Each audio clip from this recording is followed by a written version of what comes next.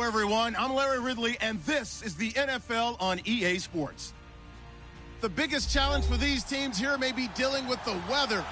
Rain is falling, the field is slick, and it's not going to get any better as the game goes on. It'll be messy out there. It's the Browns going up against the 49ers. Larry, I'm not sure it'll solve the California drought problems, but it's coming down in buckets right now as we welcome you inside Levi's Stadium in Santa Clara. The scene a few moments ago, here it is. It's unlike any other in sport as both teams made their way out of the tunnel. These folks are fired up as their guys are ready to do battle. And he'll get it up to about the 26-yard line just across the 25. Between the Cleveland Browns and the San Francisco 49ers.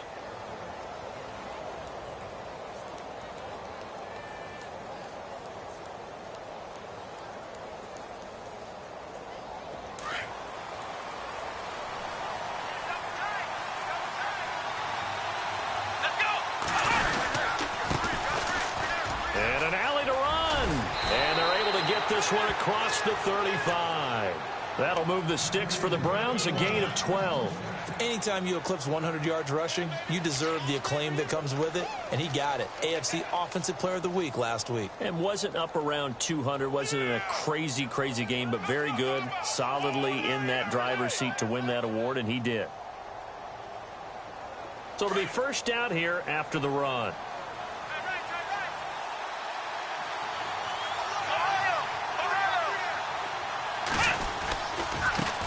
Now they try the right side here. That'll move the sticks for the Browns, a gain of 12. He was solid last week, over 100 yards in their victory on the ground. They want to get that going again. Absolutely. And what they also understand is that from week to week, it's not necessarily the same, but they want it to be. Right? What they saw last week on the ground, they want to see in this game as well. And he'll get this down only to about the 46.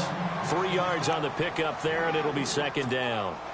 Well, if the coaching staff's doing a good job upstairs, they'll file away what they just saw from the defense right there. They sold out to stop that running play. I'd say keep that in mind. They want to try that again, go play action, hit them over the top. The tight end in motion right.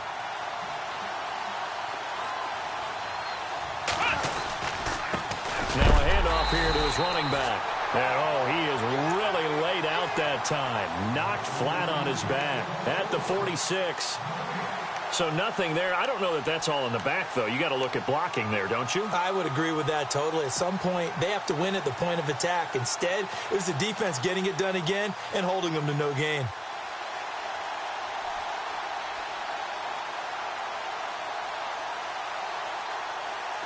Seven yards remaining here on third down. Here we go. Black Brown. Black Brown. Ohio. Working out of the gun. Here's Kaiser. And incomplete. The contact made the ball roam free and brings up fourth down. This defense not going to make it easy for you. They're a physical group, and we just saw it there on that play. They came in, made the contact, just as he's trying to haul it in.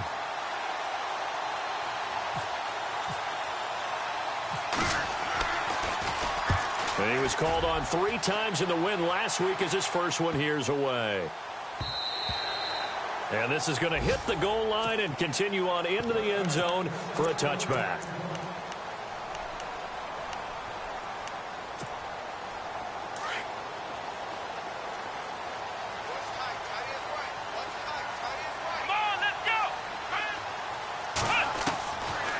They'll come out throwing here to start the drive. And his first look is incomplete. I know our vantage point might be a little bit better way up here, but that looked like an ill-advised throw to me. I didn't see anything open, and this play just didn't look right from the beginning. It did not. I thought he might get outside and just chuck it away. Dangerous pass, incomplete.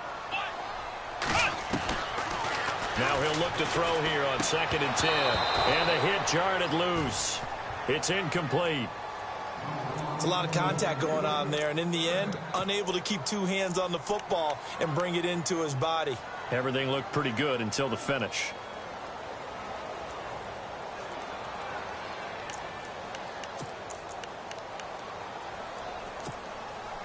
So a 3rd and 10, and defensively, a dime look, 6 DBs. Let's go. 1, 9. They'll look to throw.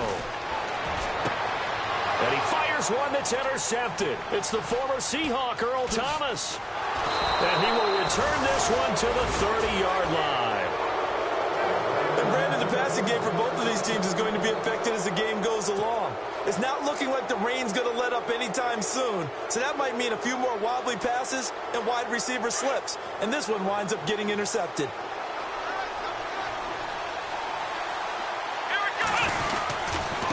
Now a handoff looking right. And down inside the 15 he goes.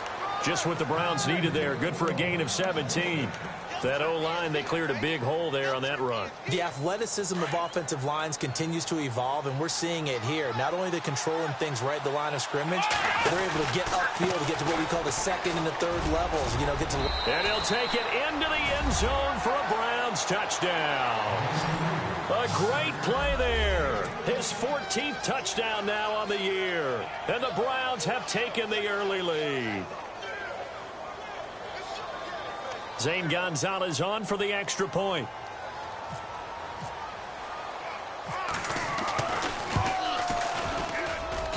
And we'll see if this rain affects the team's decisions going forward, but they kick it here, and it's good.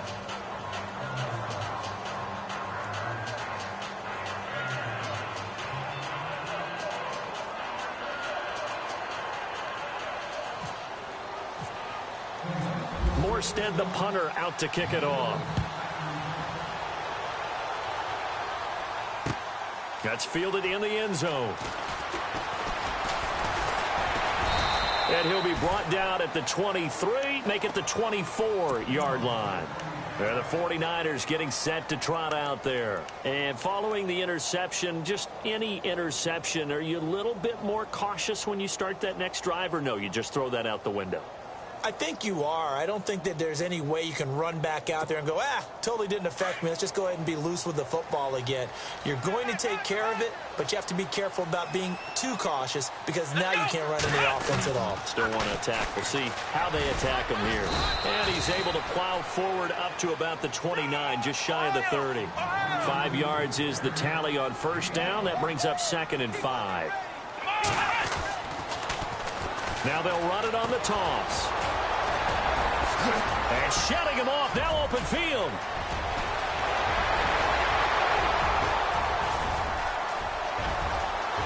Touchdown, 49ers. A big play there. His 6th touchdown of the season. And the 49ers are within an extra point of tying this thing up.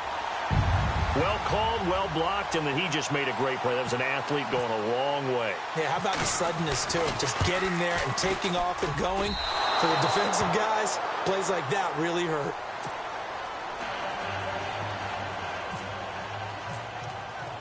The punter Pinion now to kick this one away. This is fielded a couple yards deep. They'll bring it back to just about the 25. Call it the 24-yard line. And now Cleveland geared up to take the field. And for them, a touchdown their last go-around. Obviously, they'll be hoping to do that again. And when you start plotting for this drive, when you start thinking to yourself, okay, what are we going to do? You don't go away from what you did before because that worked. But you have to be prepared for wrinkles and counters because you know they'll make some adjustments. Here's Kaiser. Flushed out right. He finds Ross, right side, it's complete. And he takes it all the way down to the 32.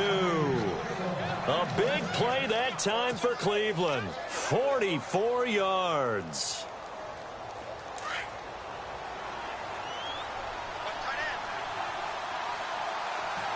And the D-line pinching together must be expecting the run. And he went nowhere. Well, he went backwards, back to the 33. That's going to go as a loss of a yard, and it'll be 2nd down. Footing's definitely going to be an issue because it's tough to make those quick cuts that you're used to making on a soggy track. In fact, a Hall of Fame runner once told me, cut on your heels in this type of weather. Gives you better balance. They'll run it now out of the gun. And he's going to take this one down to the 25. 8 yards there on the carry, and now they're left with a much more manageable 3rd and 3. Getting the sense, Charles, they're going to put a big emphasis this afternoon on the run game. And why not? What we're seeing so far, it's working pretty well from them. And here's the best part. We always talk about the best performers do their job when the lights come on. I think he likes natural light best. On 3rd down, it's Ross. And he's going to lose yards. They take him down at the 26. A loss of a yard, and it brings up 4th. They tried to run right into the teeth of the defense on 3rd down, but looked like those teeth were pretty sharp. They were having absolutely none of it. Stuffed him for a loss. Yeah, couldn't get any leverage up front and move people aside in order to run the ball. I tell you, it's not easy kicking field goals in the best of conditions. Yet in a downpour like we're in right now, it makes it that much harder. And sure enough, they can't convert here. They'll come out throwing here on 1st down. Looking for his running back, and he's got him. Call it a 3-yard gain, and that'll make this a 2nd down. I know most of the time when the ball's in the air, you're thinking wide receiver, tight end, but running backs, they can be a big part of any passing offense nowadays.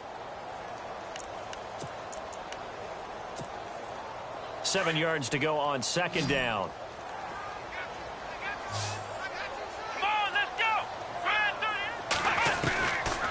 Out of the gun, they'll look to throw. Quick hitter here, it's complete.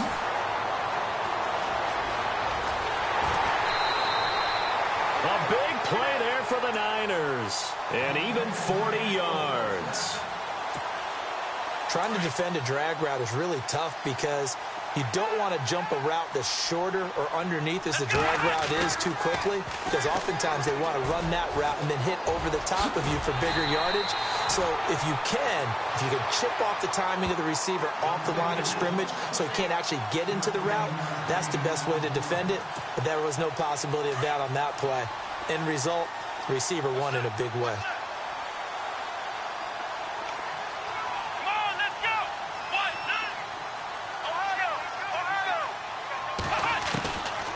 They'll look to throw now on 1st down. And across the chalk into the end zone. It's a 49er touchdown. As more and more up-tempo football creeps into the NFL game, some coaches don't think time of possession matters anymore. I believe we found one of them. And again, it's no good. A few boo birds coming out as he's missed his 2nd extra point here in the 1st half.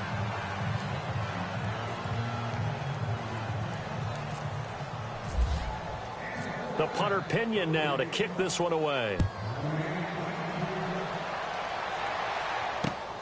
This will be taken in at the 1. And he'll take this one near the 25, call it the 26-yard line. Heading out as the Cleveland offense now as they get set to take over here. And they were in field goal range the last time out but couldn't connect. And it's early in the game, so I don't think that the confidence just goes entirely out of, running your kicker back out there. But let's face it, some coaches have a little bit less patience for that than others. Let's see if they call the game differently now in terms of what they do on drives and not try and settle for field goals. Look at this spin. Balance. And he is into the end zone. Touchdown, Cleveland. A great effort there with touchdown number 15 of the year and 2nd of the game. And the Browns are able to strike quickly for 6. And the lead is now 2.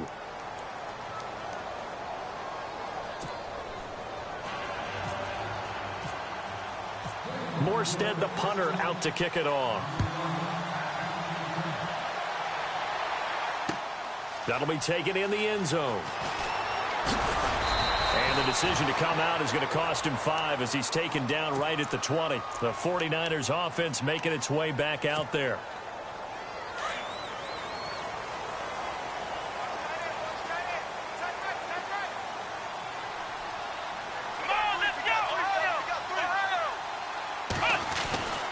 They'll try and start this drive in the air. Into heavy traffic, and it's intercepted. It's the former Seahawk, Earl Thomas. And this return is going to be halted right around the 28-yard line. He has just been a load for opposing offenses to account for now. 8 interceptions on the year. I love that number because I always think of center field. You know, when I hear 8, because that's the position you write in the scorecard in baseball. And what do good center fielders do? Take the ball the alleys, right? They range deep and make a whole lot of great catches. Mike Evans, the one he was looking for. And now it's second down. They always say the real estate is about location. Well, guess what? When it's a slant route, the quick ones, timing, timing, timing. Got to be able to lead your man with the football. And the timing off right there, threw it behind him. Kaiser. And this time he's got the hook up. It's complete. A good play there as the Browns strike for 16 and a first down.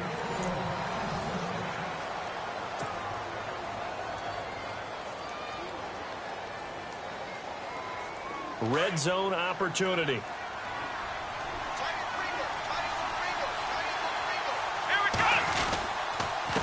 And to give this time to the tailback. And he'll be brought down here at the 3-yard line. That one good for 10 yards. And that'll make it second and a foot or so. Not an ideal spot to be on first down, but I love that the play caller did not immediately abandon the running game and say, okay, we've got to throw it in order to pick it up. Stayed with the run, was rewarded with a big-time pickup. Now they're in second and manageable. They'll run it now out of the gun. And he's in. Touchdown, Browns. A great play there. On his way to a monster game. 3 first-half touchdowns. And the Browns add 6 to their lead. And that makes it a 9-point game.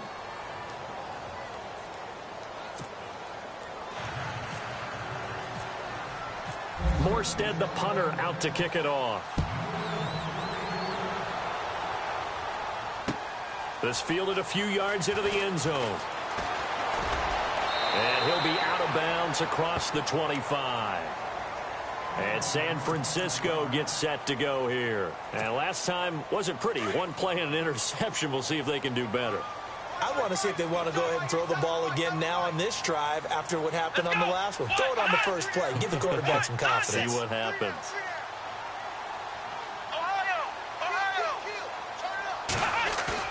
Trying to shake off the interception. He'll look to throw. Flush to his right. And some room to maneuver. And he'll slide down to avoid the contact. Nice work to get 7 out of that. And it's second down. Partner, he was going through his progressions. Not there, not there. After about the third one, he decided he better pull it down and run for it. And he slides down and avoids the hit for good measure.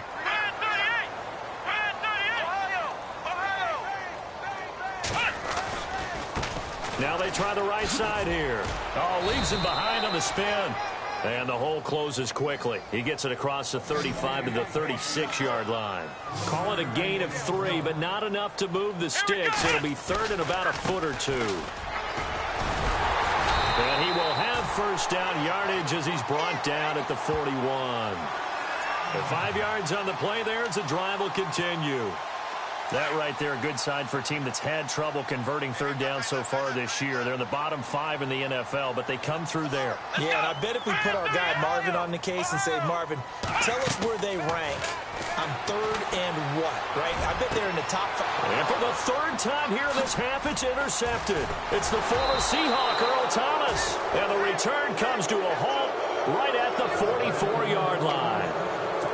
And that gives him now 3 interceptions in the game. Well, someone's locked into what they're trying to get done in the passing game. When was the last time we had someone get 3 in a contest? 2011, wasn't it? Kurt Coleman? Oh, yeah, that's then right. With the Eagles? That's right. Then with the Eagles, and I believe it was against Washington and Rex Grossman. That's correct. Coleman has it here right side.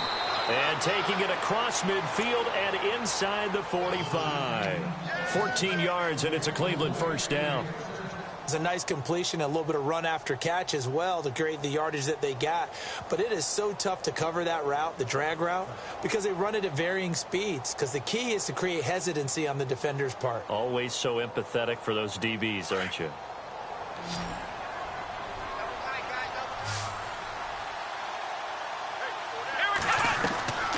first down. Kaiser is going to leave this for his running back. It's complete. And the stop here will come at the 38-yard line. It's a gain of 5, and it'll make it second down. Everyone's got to be able to catch the football. Doesn't matter what position you play, but if you're on offense, be aware a ball may come your way. Under 4 to go now as the clock runs and they come up on second down. They'll run it now out of the gun. And he's going to get this inside the 30. It's a gain of 10, and the Browns are going to get a first down. Now, this is an example of breaking down a defense, because on a lot of these runs, he's getting past the point of attack, and guess what he's doing? Forcing the secondary guys to have to make a lot of tackles. Room here to run. And he's going to bring this one down to right about the 20-yard line. A good run there on first down, and it'll leave him with a 2nd and 2. This drive is turning into an extended one, and the guy carrying the ball, he's becoming more like a body blows guy. Every carry is putting some damage on the defense. So after a while, I'm not too sure how many guys are going to want to run up and tackle him. It'll be a gain of 2 on the play, but they'll remain a few inches short here with third down looming.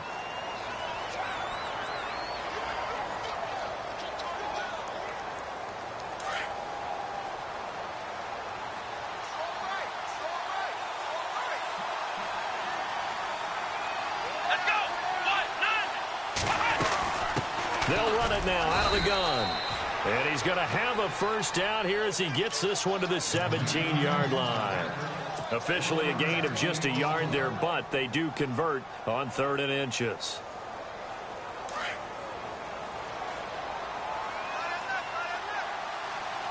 Let's go. Brad 38. Brad 38.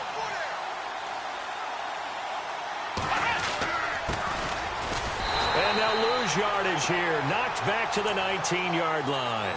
It's a loss of 2 there, bringing up second down. Now, I can't imagine any celebrations being any bigger than your first NFL touchdown. And this rookie running back is still seeking his. He's not going to get it on that play. They'll run it now out of the gun. And maybe a measure of revenge there. He's had his way in this one, but this time they get him behind the line. They'll wind up losing 3 yards here. And they're going to be staring at a 3rd and long here.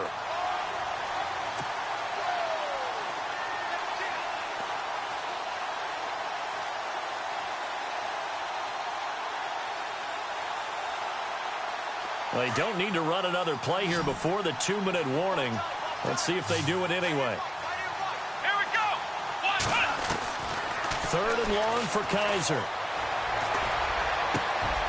And that's going to be caught for a Browns touchdown.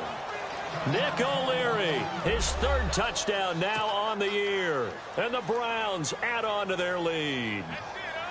A post to the tight end for 6. Gosh, those guys are so tough to cover, aren't they? Just in general, tight ends running those patterns near the goal line. Because you have to decide how you want to treat them. Are they a wide receiver? Are they a big extra blocker on the field? Or are they a hybrid and caught in between? So are you going to use a linebacker? Are you going to use a safety? Are you going to even move a corner in if you're going to play nickel or dime defense? They usually win those matchups because they have an answer for all 3 of those positions.